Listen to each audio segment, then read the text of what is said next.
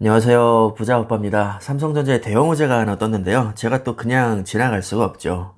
다른 기업도 아니고 테슬라의 자율주행 칩을 올해 4분기부터 생산을 합니다. 이건 파운드리에 있어서 굉장한 호재죠. 기술과 가격, 그리고 설계 능력을 앞세워서 무려 TSMC를 제치고 이 수주를 따낸 겁니다. 이번에 수주한 칩은 테슬라의 2세대 자율주행 칩인 HW4.0인데 아마도 내년 2분기부터는 테슬라 전기차에 장착돼서 자율주행 데이터를 직접 처리할 것으로 예상이 됩니다. 사실 자율주행은 일반적인 IT 기기와는 약간 성격이 다릅니다. 처리 속도보다도 안정성이 더 중요하죠. 왜냐하면 계산을 잘못하거나 오류가 나면 바로 그냥 사고로 직결될 수 있기 때문입니다. 만약에 사고라도 나면 테슬라 이미지 완전히 개박살 날 수 있거든요. 그 깐깐한 테슬라가 이렇게나 중요한 프로젝트를 삼성전자에게 맡겼다. 삼성의 기술력이 얼마나 대단한지를 엿볼 수 있는 부분이죠. 실제로 테슬라와 삼성전자는 올해 초부터 수차례 칩 설계를 협의하고 시제품까지 이미 주고받았습니다. 얼마나 많은 테스트를 했겠습니까? 그 모든 테스트를 다 통과하고 기술력에 확신이 생기니까 생산을 전량 맡길 수 있었던 거죠. 근데 좀 특이한 것은 이제 올해 4분기부터 실질적으로 양산을 시작할 건데 5나노가 아닌 7나노에서 양산한다고 합니다. 경기도 화성에서 만든다고 하니까 아마도 EUV 공정이 적용될 것 같고 5나노가 아닌 7나노를 선택한 이유는 성능보다는 안정성에 더 초점을 뒀기 때문일 겁니다. 성능도 물론 중요하지만 사실 자율주행이라는 것은 기계에게 내 생명을 맡기는 겁니다.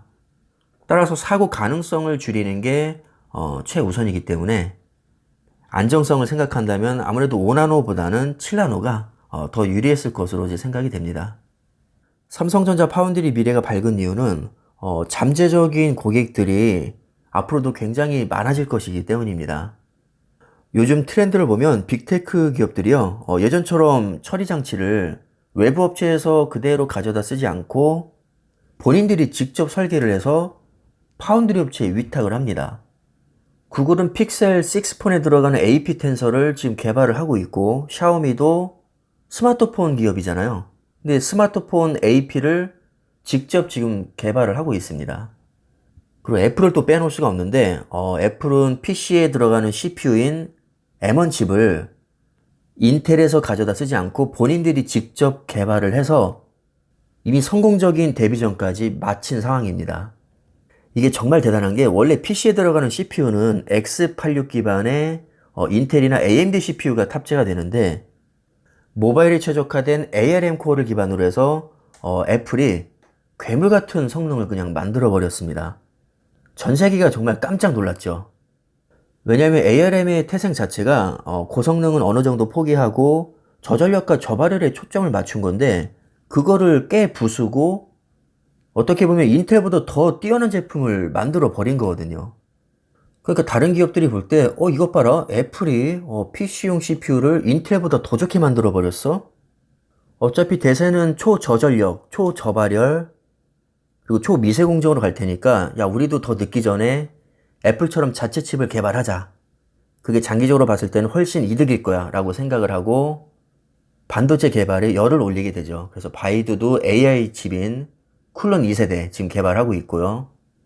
아마존도 AI 칩인 인퍼런시아 또 개발하고 있습니다.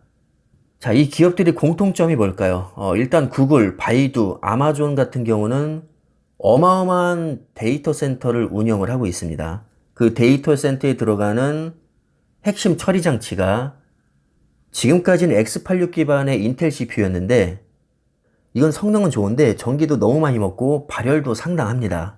발열이 많이 나니까 냉각하는 데 비용이 또 추가로 듭니다. 이렇게 24시간 한 달, 1년 내내 풀가동을 하니까 이 비용이 또 얼마나 아깝겠습니까?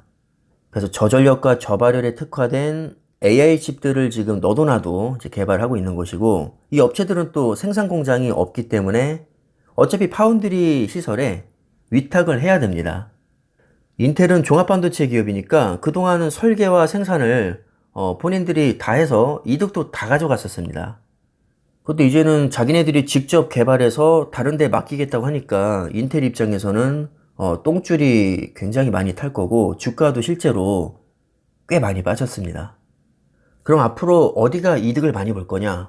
칩을 직접 개발하는 빅테크 기업과 파운드리 업체입니다.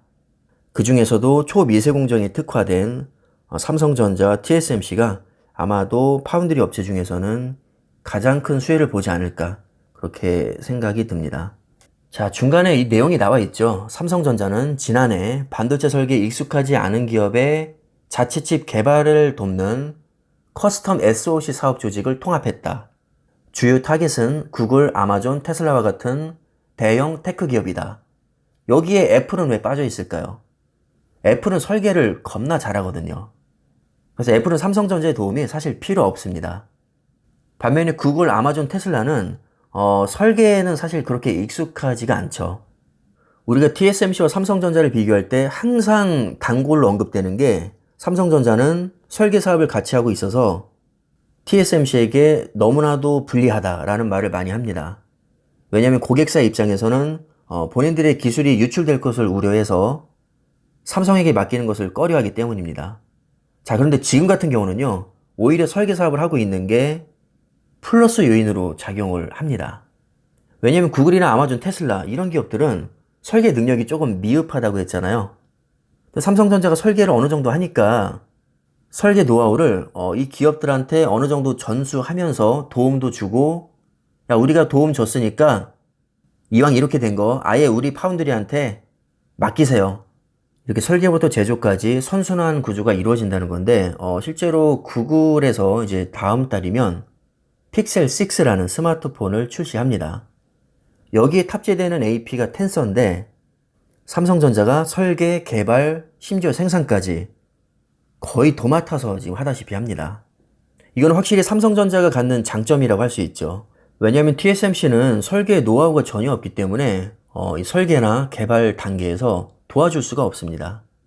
오로지 파운드리, 즉 반도체 제조에만 100% 올인하는 기업이기 때문에 설계 역량이 부족한 기업들에게는 메리트가 다소 떨어질 수 있습니다. 자, 이런 실적을 바탕으로 해서 내년에는 삼성전자 점유율이 드디어 마의 20%를 돌파할 것이란 관측이 나왔습니다. 반면에 TSMC 매출은 감소할 것으로 전망이 되고 있는데, 왜냐하면 최대 고객인 애플의 4분기 주문이 줄어들 것으로 예상을 하고 있기 때문입니다. 지금 증권업계에서는 올해 3천억 정도로 추정되는 삼성전자 파운드리 분기 영업이익이 내년이 되면 1조 이상으로 크게 올라갈 것으로 보고 있습니다.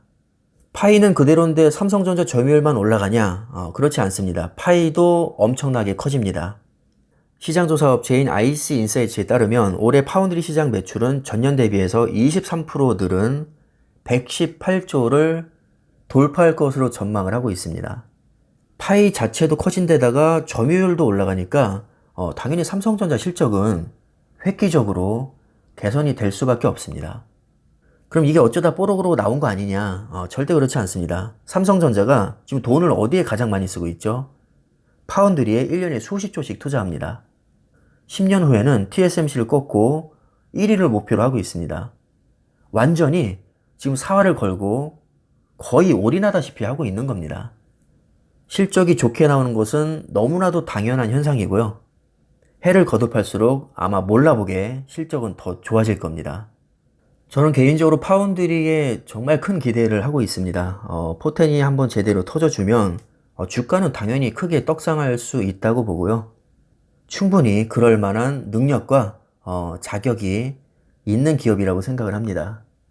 자, 그럼 오늘 내용 투자에 참고가 되셨으면 하고요. 영상 이쯤에서 마무리하겠습니다. 감사합니다.